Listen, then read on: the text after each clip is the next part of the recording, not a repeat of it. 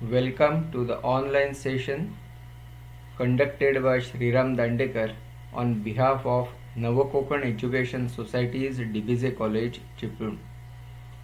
My mobile number is 9420050909. You can ask your doubts on this number. Today we are going to start the third lesson of Mathematics and Statistics Arts and Science Part 2. The third lesson is indefinite integration. We will begin the study of integration by treating it as the antiderivatives. That means initially we are going to write down the formula like this.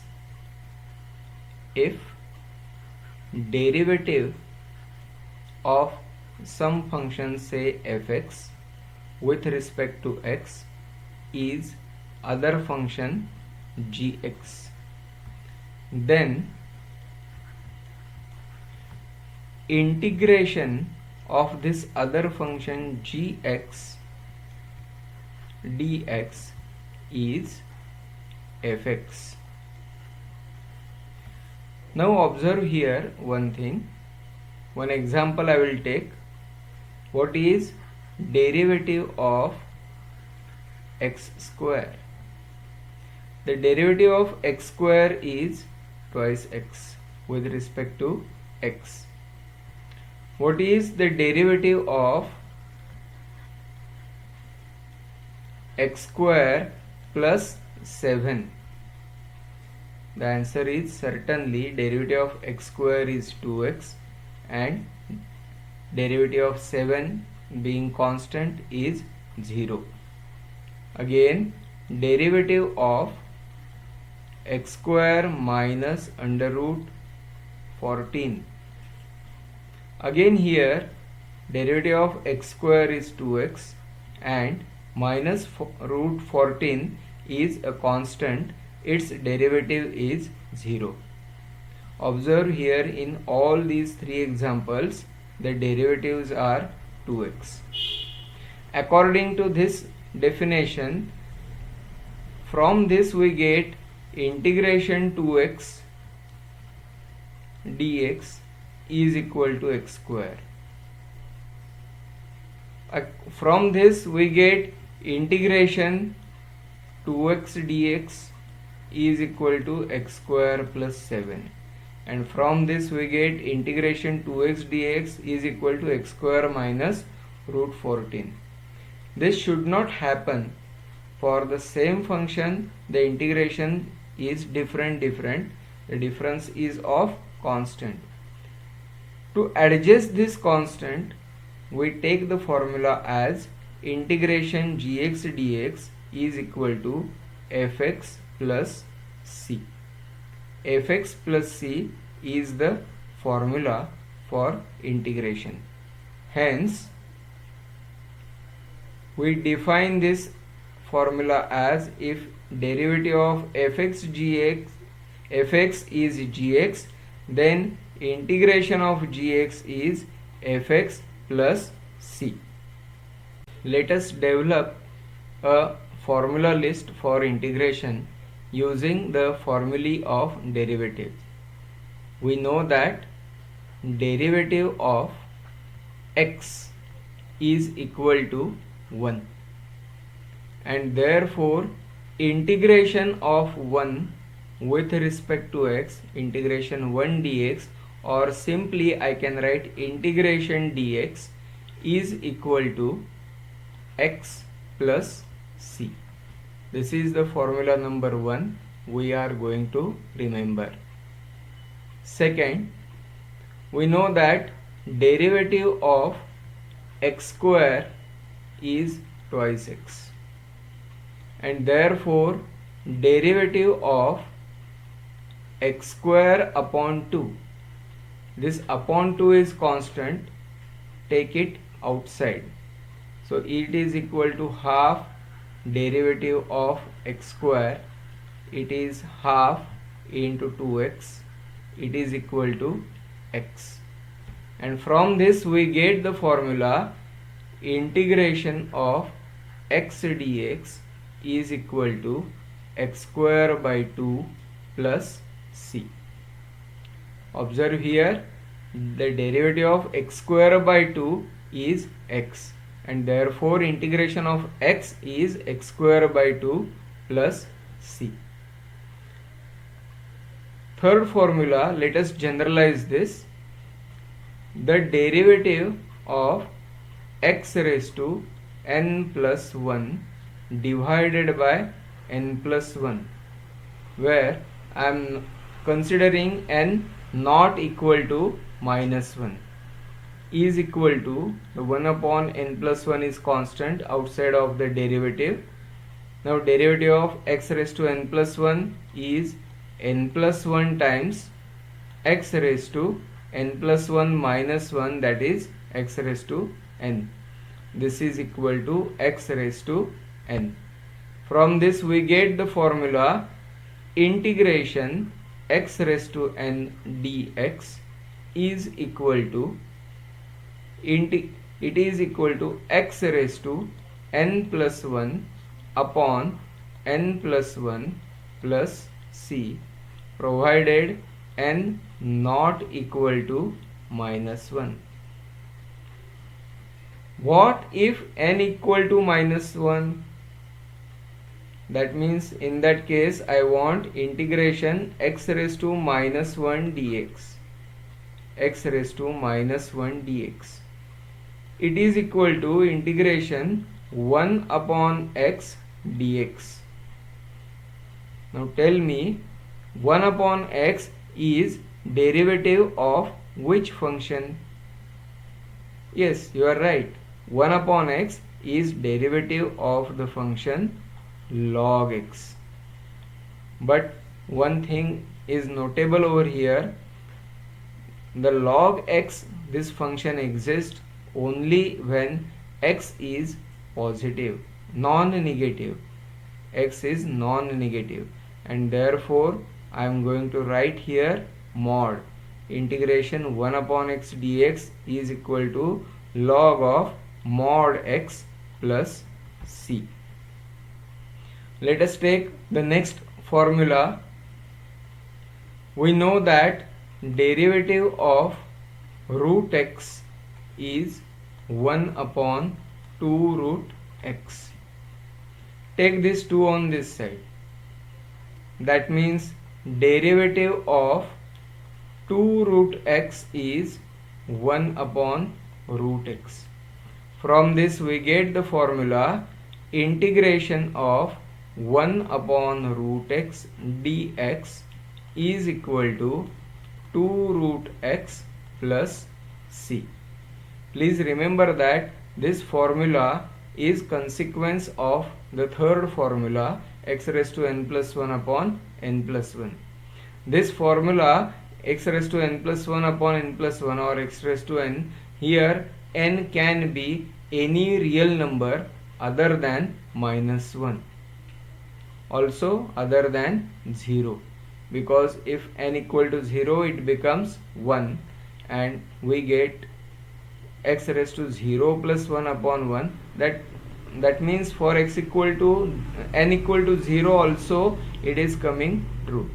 This formula will not hold only for n is equal to minus 1, because in that case the denominator would be 0, and in mathematics division by 0 is not defined. Let us continue this formula list further.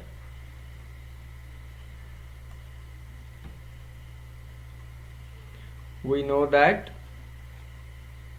derivative of a raised to x is equal to a raised to x times log a. Log a is constant. Take this log a on left hand side, and therefore derivative of a raised to x upon log a is a raised to x, and therefore I have formula integration of a raised to x dx is a raised to x upon log a plus c. Next one is derivative of e raised to x is e raised to x. This implies integration e raised to x dx is e raised to x plus the constant of integration c. Next one, we know that derivative of sin x is cos x, and therefore integration of cos x dx is equal to sin x plus c. Nextly, derivative of cos x is minus sin x, so derivative of minus cos x is sin x, and therefore integration of sin x dx is minus cos x plus c. This is sometimes jumbling formula. Derivative of sin x is cos x and integration of cos x is sin x. Derivative of cos x is minus sin x and integration of sin x is minus cos x. Sometimes we make confusion in derivative and integration, so be careful over here. 10th formula, derivative of tan x dx. Derivative of tan x is sec square x, and therefore integration of sec square x dx is tan x plus c.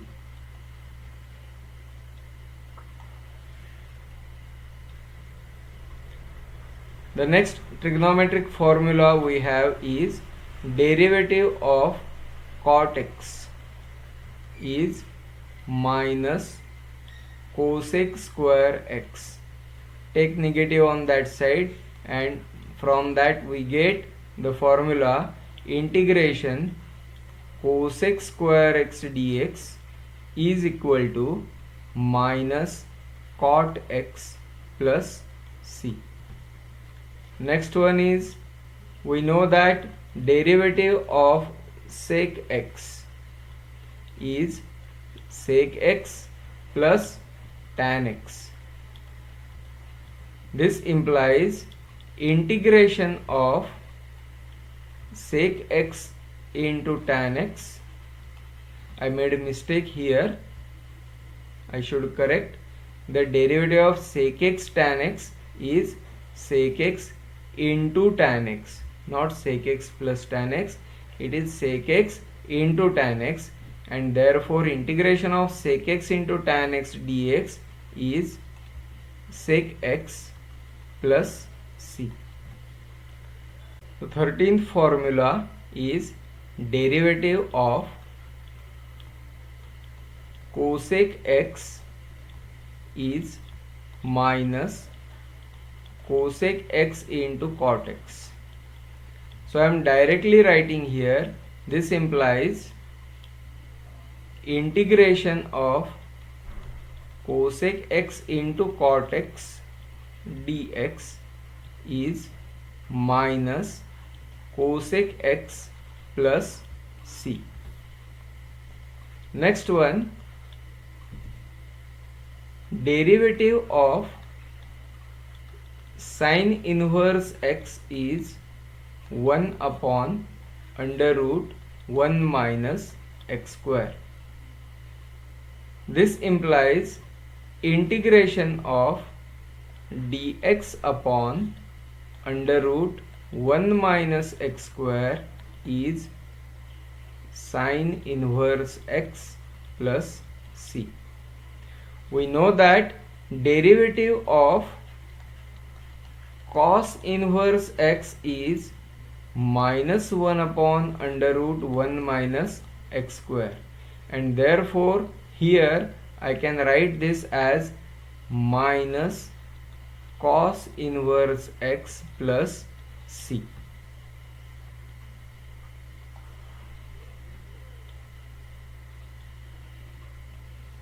Fifteenth one, derivative of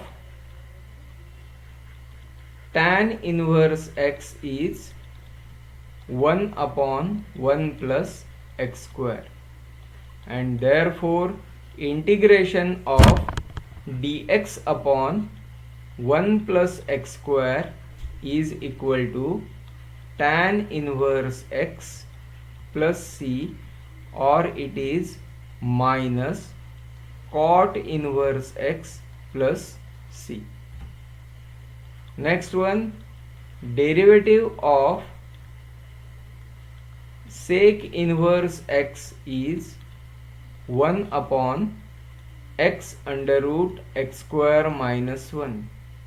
This implies integration of dx upon x under root x square minus 1 is sec inverse x plus c, or minus cosec inverse x plus c.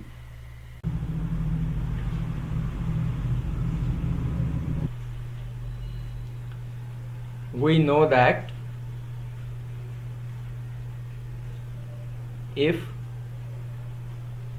derivative of fx is gx, then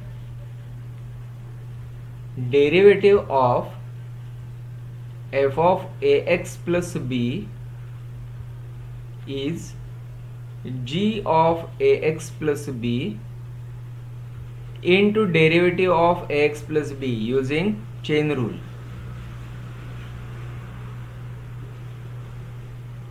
That is a times g of ax plus b. Using this fact, I can state one rule of integration. If integration of gx dx is fx plus c, then integration of g of ax plus b dx is equal to 1 upon a f of ax plus b plus c. Let us use this formula and rewrite all the formulae. The first one we studied, integration 1 dx is equal to x plus c. It will remain as it is. The second one we studied, integration x dx is equal to x square by 2 plus c. From this we get integration ax plus b dx is equal to 1 upon a ax plus b bracket square upon 2 plus c. The third formula we have seen, integration x raised to n dx is equal to x raised to n plus 1 upon n plus 1 plus c for n not equal to minus 1. This implies that integration of ax plus b bracket raised to n is dx is equal to 1 by a times ax plus b bracket raised to n plus 1 divided by n plus 1 plus c, provided this n is not equal to minus 1.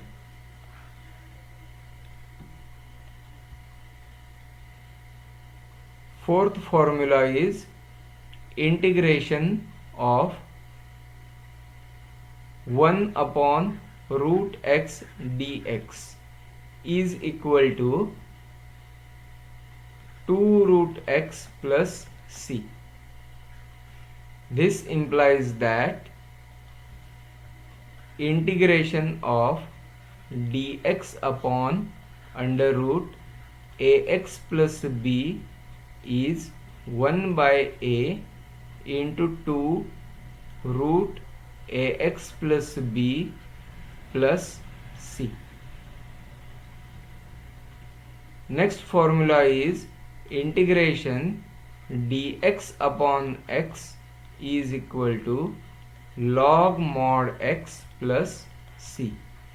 This implies integration dx upon ax plus b is equal to 1 upon a log mod ax plus c plus ax plus b plus c.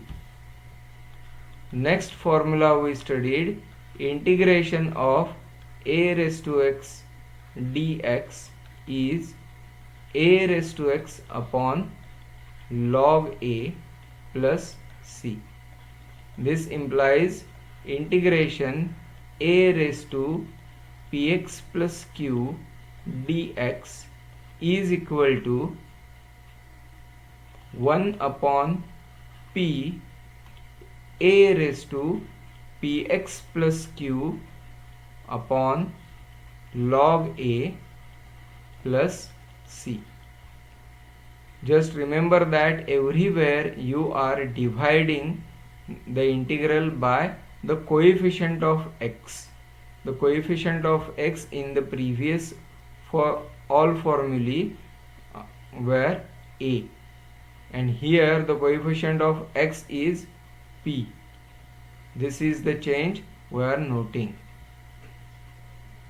Next, seventh formula, integration of e raised to x dx is e raised to x plus c. This implies that integration of e raised to ax plus b dx is 1 by a e raised to ax plus b plus c.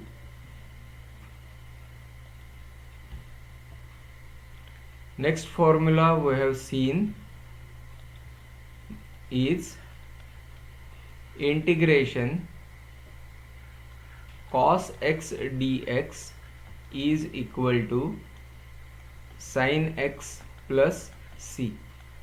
This implies integration of cos ax plus b dx is 1 upon a sin ax plus b plus the constant of integration c. Next one, integration of sin x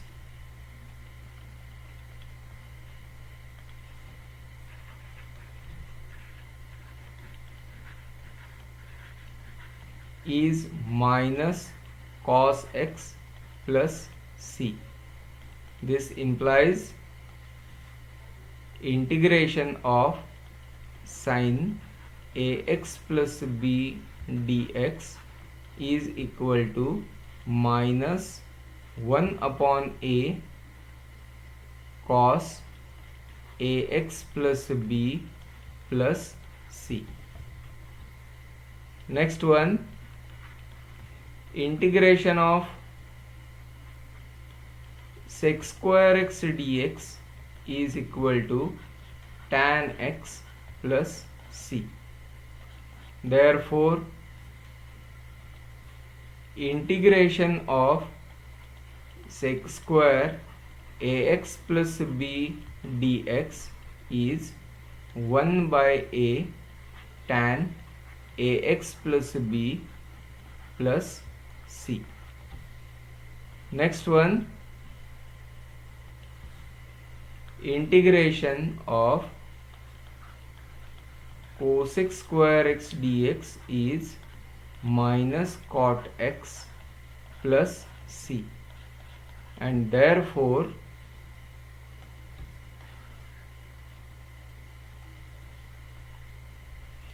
integration of cosec square ax plus b dx is minus 1 upon a cot ax plus b plus c. Next one, integration sec x tan x dx is sec x plus c, and therefore integration of sec ax plus b into tan of same angle ax plus b dx is 1 upon a sec ax plus b plus c. And next one, integration cosec x cot x dx is equal to minus cosec x plus c. Therefore integration cosec ax plus b cot ax plus b dx is minus 1 by a cosec ax plus b plus c. 3 more formulae. Integration dx upon under root 1 minus x square is sin inverse x plus c or minus cos inverse x plus c, and therefore integration dx upon under root 1 minus ax plus b bracket square is equal to 1 by a sin inverse ax plus b plus c or minus 1 by a cos inverse ax plus b plus c. Similarly, 15th one, dx upon 1 plus ax plus b bracket square is 1 by tan inverse ax plus b plus c or minus 1 by cot inverse ax plus b plus c. And 16th one, dx upon ax plus b under root ax plus b bracket square minus 1 is 1 by a sec inverse ax plus b plus c or minus 1 by a cosec inverse ax plus b plus c. Let us see some theoretical part of integration. The first theorem we are going to see is integration of fx plus or minus gx dx is equal to integration of fx dx plus minus integration of gx dx. Let us prove this. Proof. Let integration fx dx is equal to capital Fx plus c. This implies that derivative of capital Fx plus c is fx. Now here I am going to assume that this c is c1 because I want for the function gx also. Let integration gx dx is equal to capital Gx plus c2.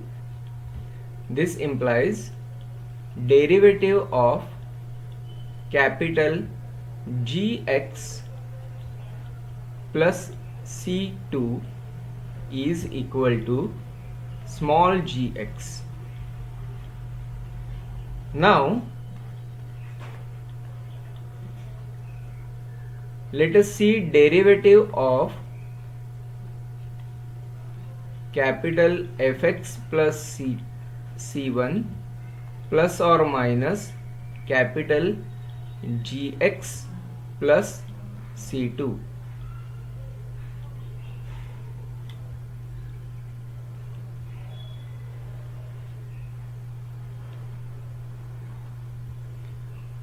is equal to derivative of capital Fx plus derivative of C1 plus or minus derivative of Gx plus derivative of C2.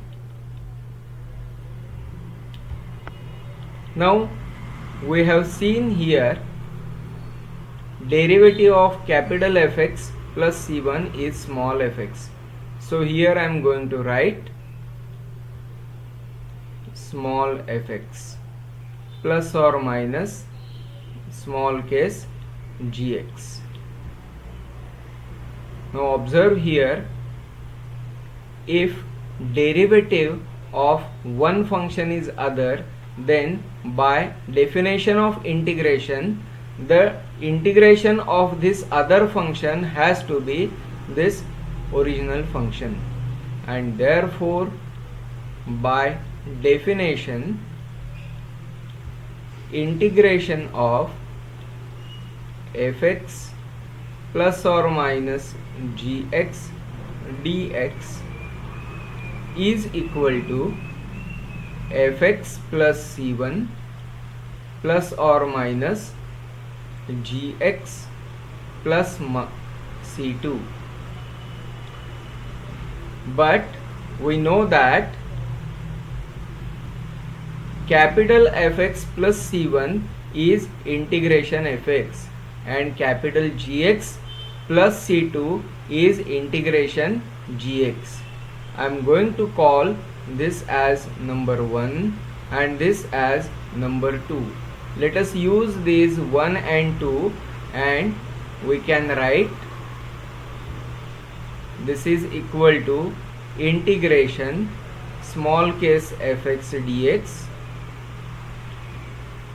plus or minus integration gx dx using 1 and 2. Hence the proof LHS is integration fx plus minus gx dx is equal to RHS integration fx dx plus minus integration gx dx. Hence the proof. Let us see second theorem. Integration k times fx dx is equal to k times integration fx dx. That means you can take the constant in product outside of the integration.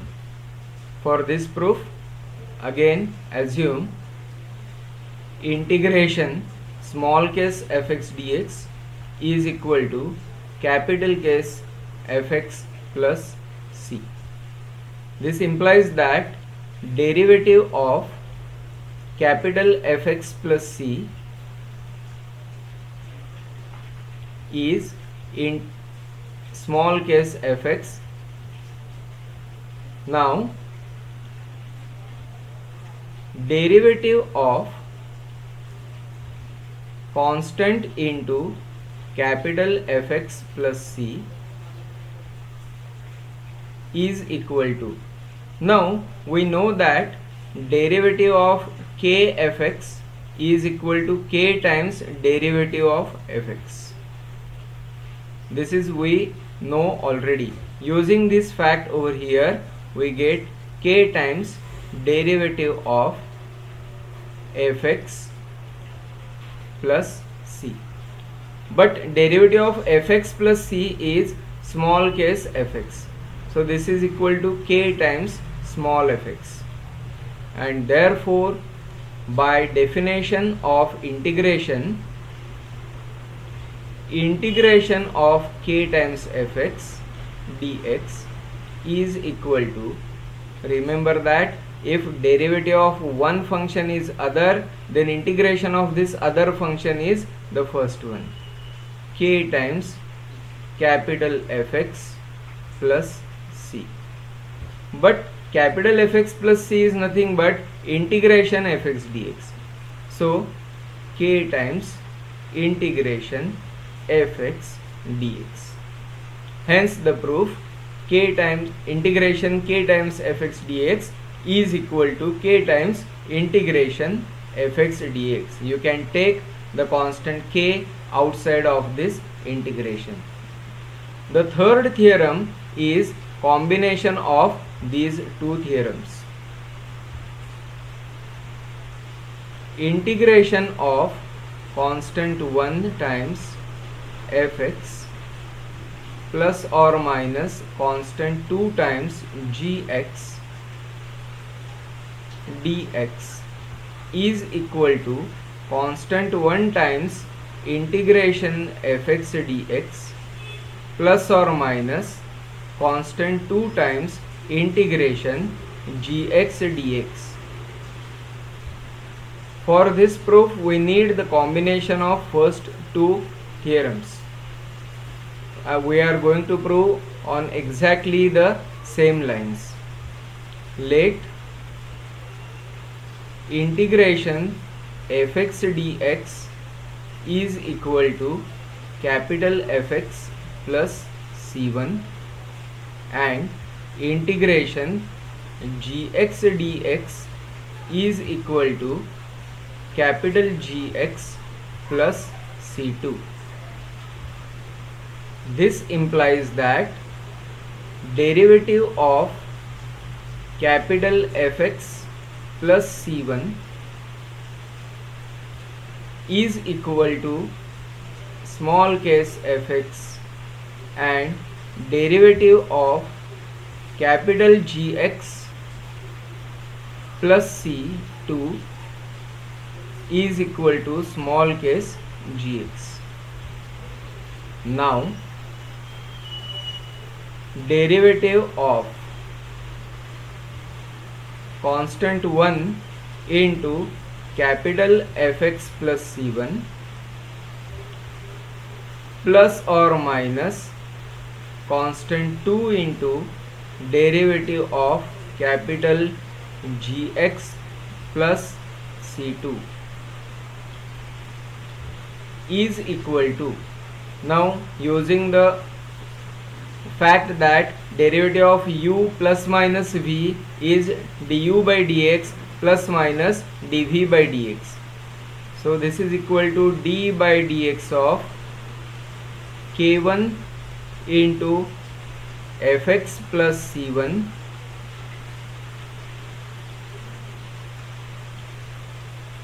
plus or minus derivative of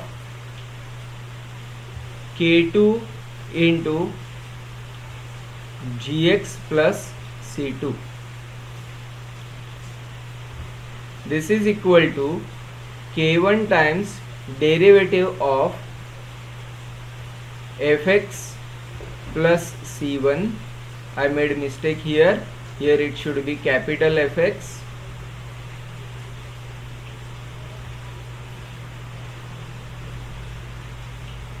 plus or minus k2 times derivative of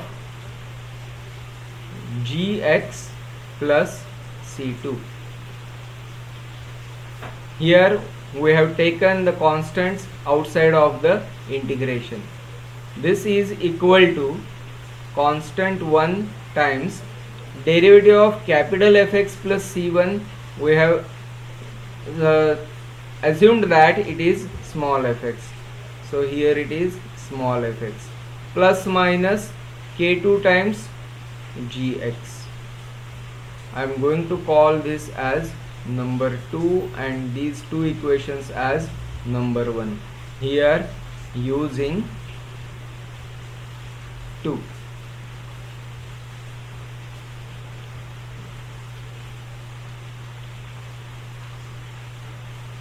This is equal to,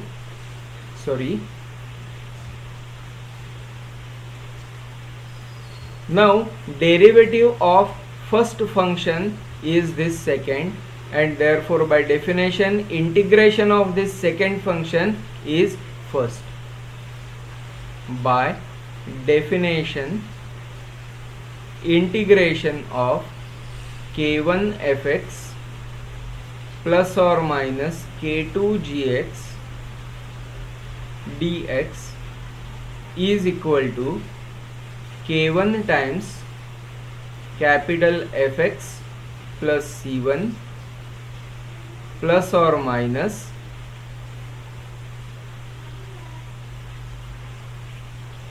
K2 times capital Gx plus C2.